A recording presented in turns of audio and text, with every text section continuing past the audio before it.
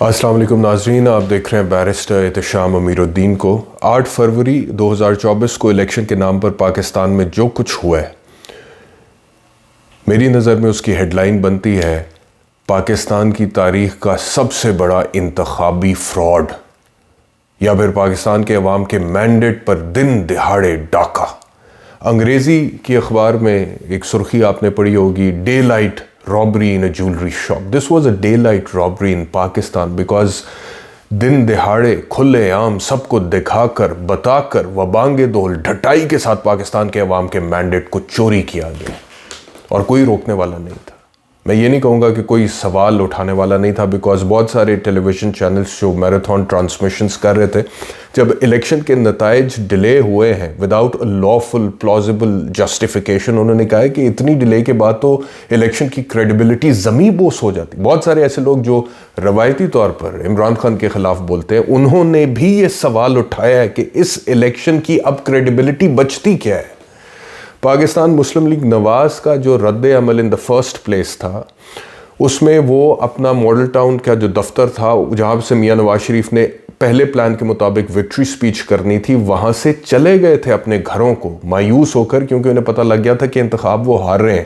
خبریں آ رہی ہیں کہ پاکستان تحریک انصاف کے انڈیپینڈنٹ کینڈیڈیٹ جو ہیں وہ جیت رہے ہیں، کچھ جیت چکے ہیں، اور بڑی لیڈ تھی، کسی کی 50,000 60,000 70,000 20,000 17,000، اور کچھ ایسی لیڈز تھی جن کا ریورس ہونا ناممکن تھا ٹوٹل ٹرن آؤٹ کو اگر سامنے آپ رکھ لیں، لیکن اس کے باوجود ٹھک کر کے ایک دم ریزلٹس سٹاپ ہوتے۔ سسٹم بیٹھ گیا جی، اس سسٹم بیٹھا ہے، اس کے بعد پھر ایک ڈیلے ہے، اس کے بعد پورا پاکستان 24 کروڑ عوام انتظار کر رہے ہیں کہ ابھی نتائج دوبارہ آنا شروع ہوں گے۔ اچھا، لوگوں کے لیے لوگوں کا پیشن بڑا تھا۔ 8 فروری کو میں نے دیکھا لوگ اپنے گھروں سے نکلے ہیں، اور ہر سیاسی جماعت کی میں بات کرتا ہوں، کسی نے شیر کی دھاڑ سنوائی، کسی نے تیر کی رفتار بتائی، اور ایک کنبہ ایسا بھی تھا جس کے پاس کوئی ایک انتخابی نشان نہیں تھا۔ ایک کنبہ ایسا بھی تھا جس کے پاس کوئی ایک انتخابی نشان نہیں تھا، لیکن اس کے باوجود وہ جوک در جوک ٹولیوں میں اپنے پولنگ سٹیشنز کا انہوں نے رخ کیا، وہاں پہنچے، اور اس کے بعد انہوں نے وہاں جا کر مہر ثبت کی ہے۔ مہر ثبت کرنے والا یہ جو ٹولہ تھا، یہ جو سیاسی کارکنوں کا خاندان تھا، انہوں نے کسی ایک نشان پر مہر ثبت نہیں کی ہے۔ کسی نے بینگن پہ کی ہے، کسی نے واٹر ٹربائن پہ کی ہے، کسی نے جوتی پہ کی ہے، کسی نے کسی اور عجیب و غریب بے ڈھنگے انتخابی نشان پر کی ہے، لیکن وہ جتنے بھی نشانات تھے جن پر انہوں نے مہر ثبت کی ہے، ان تمام نشانات کا محور ایک ہی شخص تھا، قیدی نمبر 804 عمران احمد خان نیازی، جو اس وقت اڈیالہ جیل میں قید تھا۔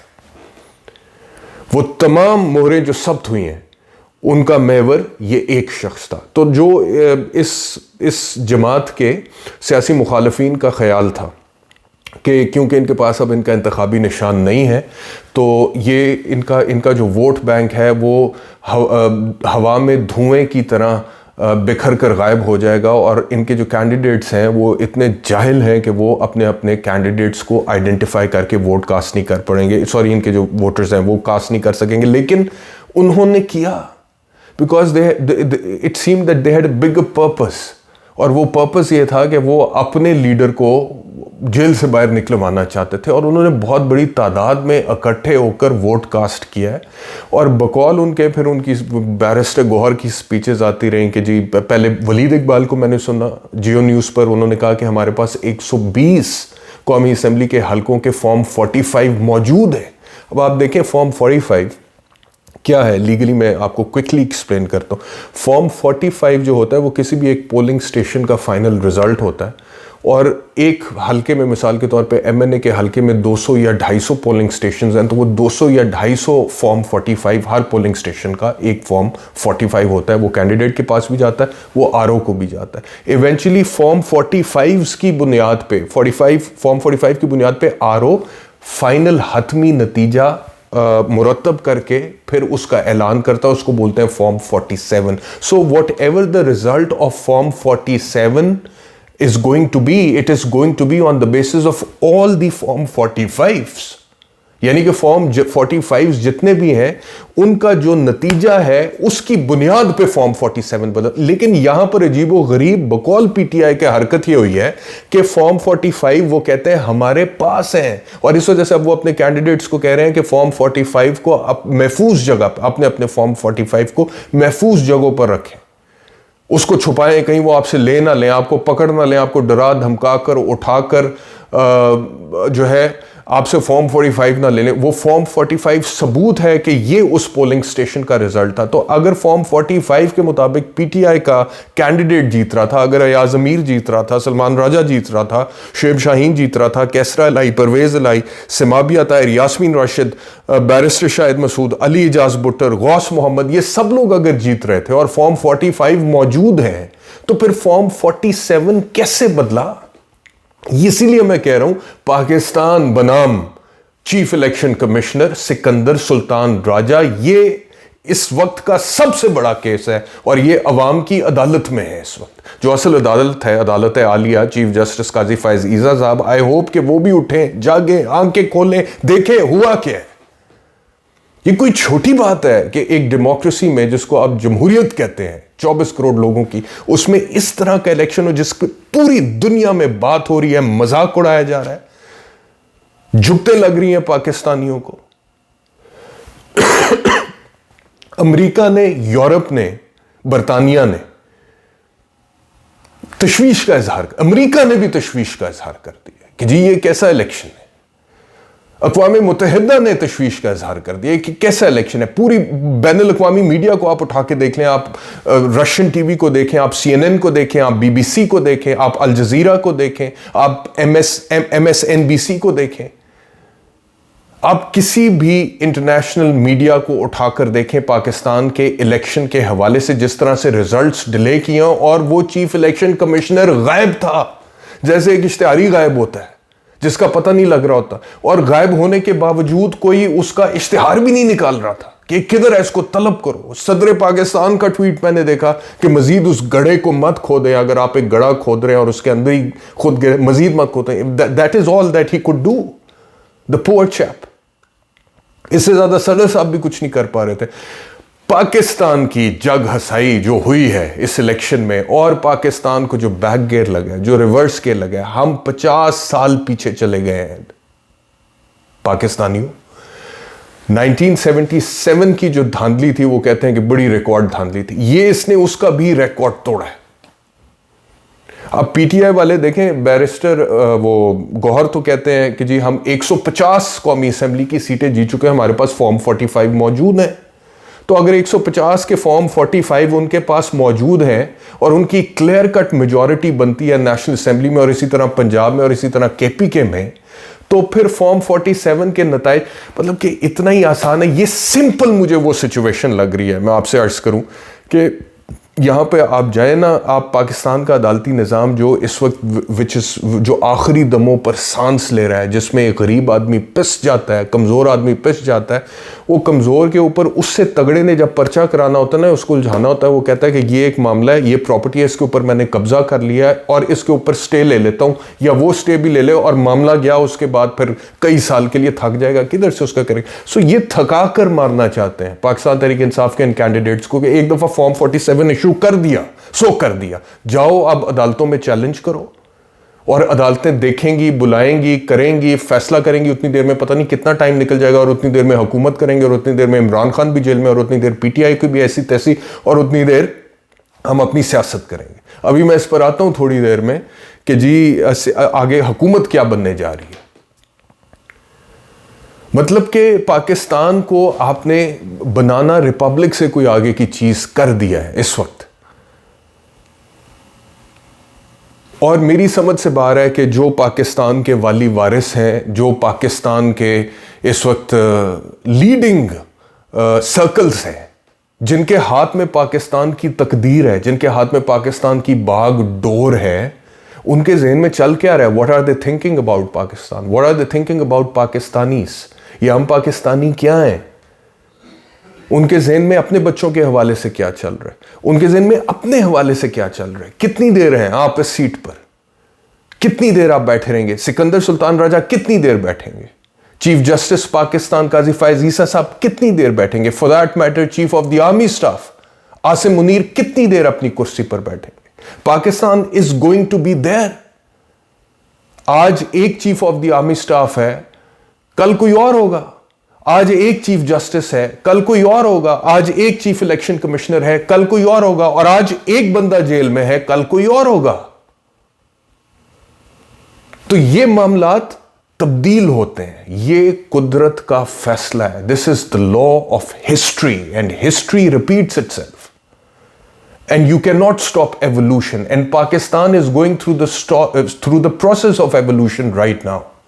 یہ جو پاکستان کے عوام نکلے ہیں نا جی، کروڑوں کی تعداد میں ووٹ کاسٹ کرنے کے لیے، اور جس جذبے کے ساتھ، اور میں آپ کو بتا رہا ہوں کہ جتنے لوگ بھی نکلے ہیں انہوں نے اپنا غصہ صرف اس طریقے سے نکالا. انہوں نے کہا پچھلے 2 سال میں ہم نے جو تماشا دیکھا ہے، اس تماشے کا غصہ ہم نے ووٹ کاسٹ کر کے. میں ایسے بندوں کو ملا ہوں جو کہتے تھے او بھائی جان ہمارے اندر کیپیسٹی نہیں ہے کہ ہم ریاست سے ٹکر لے لیں یا پولیس کے پرچے بھگت لیں، لیکن جس دن ووٹ کاسٹ کرنے کا دن آئے گا ہمیں 7 سمندر پار کر کے بھی بلے پہ مور لگانی پڑی، ہم عمران خان کو ووٹ ڈالیں گے. ایسے لوگ تو، اور لوگوں نے کیا ہے، کر کے دکھایا. اب بجائے اس کے کہ آپ اس کا احترام کرتے، آپ نے پورے کا پورا الیکشن کا پروسیس متنازعہ بنا کر اس کی واٹ لگا کر پاکستان کے عوام کے ہاتھ میں دے دیا کہ یہ لو، یہ اوقات تمہاری جمہوریت کی، تمہارے قانون کی، تمہارے آئین کی اور تمہاری.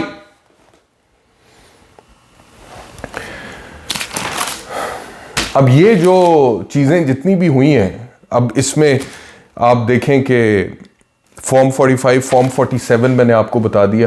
مریم صاحبہ اگلے دن 9 مئی کو صبح کوئی 10-11 بجے کے قریب، پہلے بالکل مایوس ہو کے وہ لوگ اپنے گھروں کو جا چکے ہوئے تھے. میاں نواز شریف صاحب کی وکٹری سپیچ کا جو پلان تھا وہ ختم ہو چکا ہوا تھا، اور یہ تھا کہ جی میاں صاحب ہار گئے الیکشن، اور وہ اپنے گھروں کو چلے گئے. اس کے بعد جب رکا ہے رزلٹ اور اس کے بعد ڈیلے ہوئی ہے، اور انپریسیڈنٹڈ ڈیلے، کوئی پوچھنے والا نہیں. بھائی اگر مثال کے طور پر اس وقت کوئی پوچھنے والا نہیں ہے سکندر سلطان راجہ کو، کیونکہ Sikandar Sultan Raja is so powerful right now that nobody has the capacity or the power to question his authority, and nobody is going to ask him, and he is above the law and everything. اگر یہ بات بھی ہے تو کچھ تو پھر بھی خود ہی لحاظ کر لو یار، کہ تم نے بھی تو کوئی جواب دینا ہے کل کو آگے جا کے. کس چکر میں ڈیلے ہوئی ہے؟ الیکشن کمیشن آف پاکستان کا ابھی تک کوئی سٹیٹمنٹ مجھے آپ بتائیں جو بتاتا ہو کہ جی یہ وجہ تھی، ہم قوم سے معافی چاہتے ہیں کہ ہم میں اتنی دیر کی ڈیلے ہوئی ہے انتخابات کے نتائج قوم کو بتانے میں، اور یہ اس کی ٹیکنیکل وجوہات تھی. کیا ٹیکنیکل وجہ تھی؟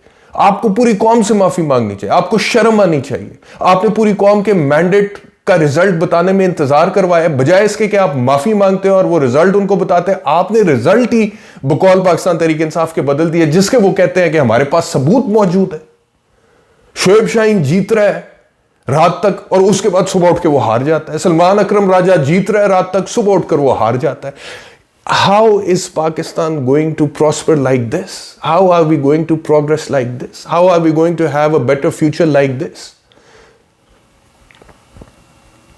اس سے تو بہت بہتر میرے خیال میں اور بہت ساری ایسی کنٹریز ہیں جس کے بارے میں ہم سوچتے تھے پاکستان تو ان سے بہت آگے ہے، ان میں الیکشنز اس سے بہتر ہو جاتے ہیں. جو مذاق ہم نے بنایا اپنے انتخابات کا، پہلے آپ نے موبائل ڈاؤن کیا، انٹرنیٹ ڈاؤن کیا، شٹ ڈاؤن کر دیا، کارکنوں کے ساتھ کوئی رابطہ نہیں ہے ان کا. اس کے بعد میرے پاس فوٹیج آئی ہیں بہت ساری جس میں پاکستان تحریک انصاف کے کیمپس پہ حملے ہوئے ہیں، توڑ پھوڑ ہوئی ہیں، اور پی ٹی آئی والوں نے حتی الامکان کوشش کیا کہ وہ آگے سے ریاکٹ نہ کریں، کیونکہ they just wanted the election to pass peacefully and just focus on their target which was the election result. Vote cast کرو، نتیجے کا انتظار کرو. لیکن ایونچولی ان کے ساتھ پھر یہ ہاتھ ہوئے. اب نقصان پھر میں کہوں گا پی ٹی آئی کے لیے کیا، نقصان آپ کا بھی ہے، آپ کے بچوں کا بھی ہے، نقصان آپ کا، آپ کے اس ملک کا، اس ریاست کا، اس ریاست کے اداروں کا بھی ہے. موبائل بند کر دیا، انٹرنیٹ بند کر دیا، اس کے بعد آپ نے نتیجہ ہی بند کر دیا، اور ابھی تک آپ نہیں بتا رہے کہ وہ نتیجہ بند کرنے کی وجہ کیا تھی، سوائے اس کے کہ ہمیں یہ پتہ لگ رہا ہے کہ نتیجہ بند کرنے کے بعد جب دوبارہ نتیجہ بتانا شروع کیا ہے تو پی ٹی آئی کے جیتنے والے لوگ ہار گئے اور پی ایم ایل این کے ہارنے والے لوگ جیت گئے. اور اس سے پہلے سچویشن وائس ورسا تھی. اب یہ جتنے بھی فارم 45 ہیں پاکستان تحریک انصاف کے بقول ان کے پاس، وہ ان کو لے کر جائیں گے عدالتوں میں. سلمان اکرم راجہ کے حلقے کے حوالے سے خبر یہ ہے کہ جسٹس باقر نجفی نے فارم 47 کا نوٹیفیکیشن ایشو کرنے سے کہ وننگ کینڈیڈیٹ وہ اون چودھری، آپ اندازہ کریں اون چودھری کتنی بڑی توپ ہے کہ وہ پی ٹی آئی کے کینڈیڈیٹ. چلو سلمان اکرم راجہ صاحب ویسے پڑھے لکھے وکیل ہیں اور بڑے اچھے پڑھے لکھے ہیں اور لوگوں نے ایک بہترین وکیل کے طور پہ جانتے ہیں، لیکن چلو پہلی بار ان کا بھی الیکشن تھا، لیکن وہ پی ٹی آئی کے آزاد امیدوار کے طور پہ عمران خان کے کینڈیڈیٹ تھے. اون چودھری ان سے جیت گیا ہے اور وہ کہتے ہیں میری 1 لاکھ کی لیڈ تھی، 1 لاکھ کی لیڈ تھی. کیسرا الائی کی ٹھیک ٹھاک کوئی 50-60 ہزار کی لیڈ تھی سالک حسین سے، جو بعد میں ریورس ہوئی.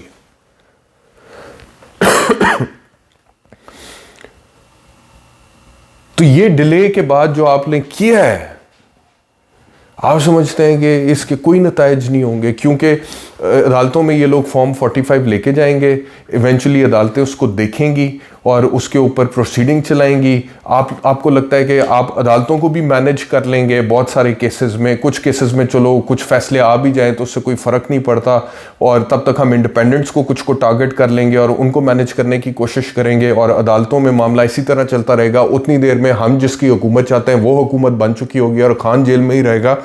تو اس ساری سچویشن کا حاصل کیا ہے؟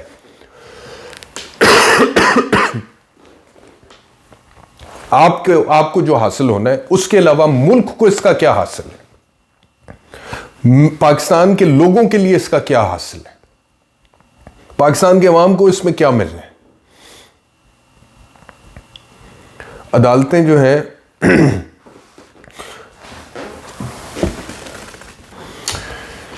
اب بقول الیکشن کمیشن آف پاکستان کے اب جو نتائج ہیں، جو ڈیلے کے بعد فائنل نتیجہ الیکشن کمیشن آف پاکستان بتا رہا ہے، اس میں وہ کہتے ہیں کہ 99 انڈیپینڈنٹ کینڈیڈیٹس جیتے ہیں، 71 پاکستان مسلم لیگ نواز کے بعد، یہ قومی اسمبلی کی میں بات کر رہا ہوں، 99 آزاد، 71 P M L N, 53 peoples party, 17 M Q M, 13 P M L Q, J U I 2، I P P 2.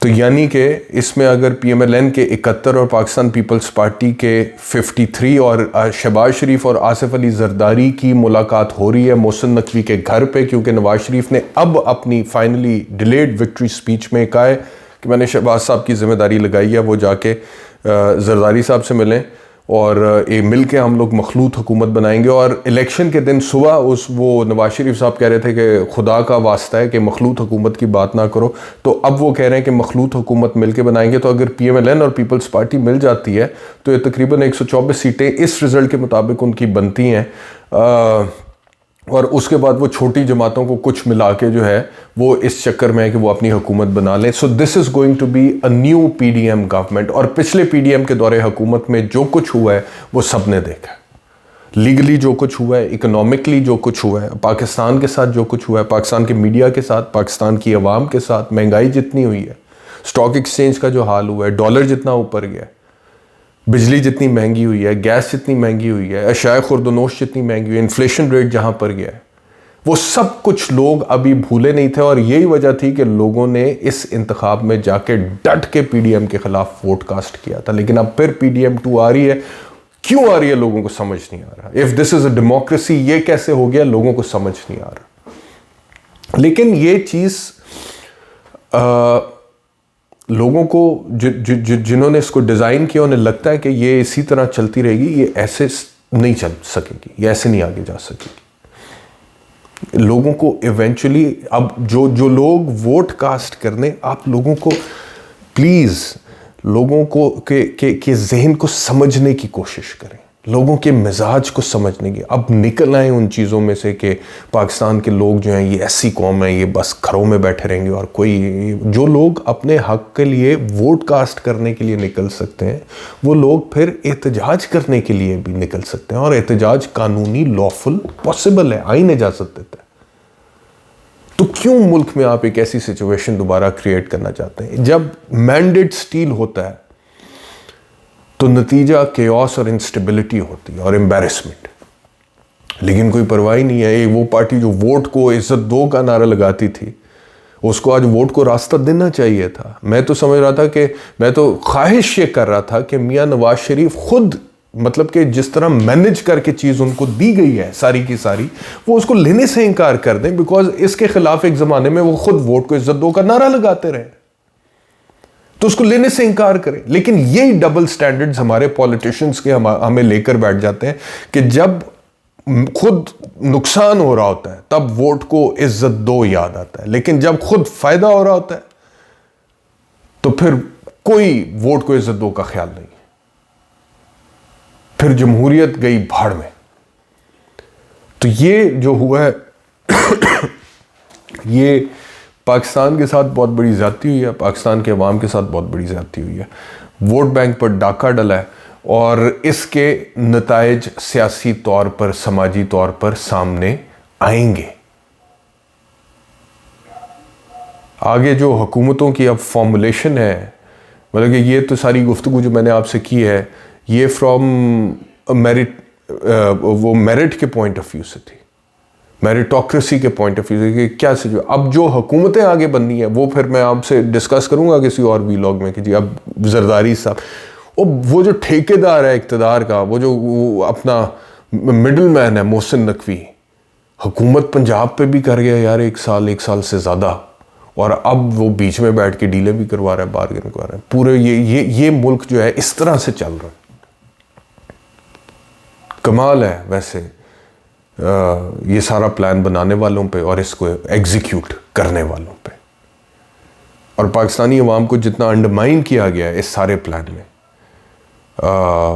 اس سے ان کا اوور کانفیڈنس بھی نظر آتا ہے. اس ویلاگ میں اتنا ہی، اگلے ویلاگ میں دوبارہ بات کریں گے.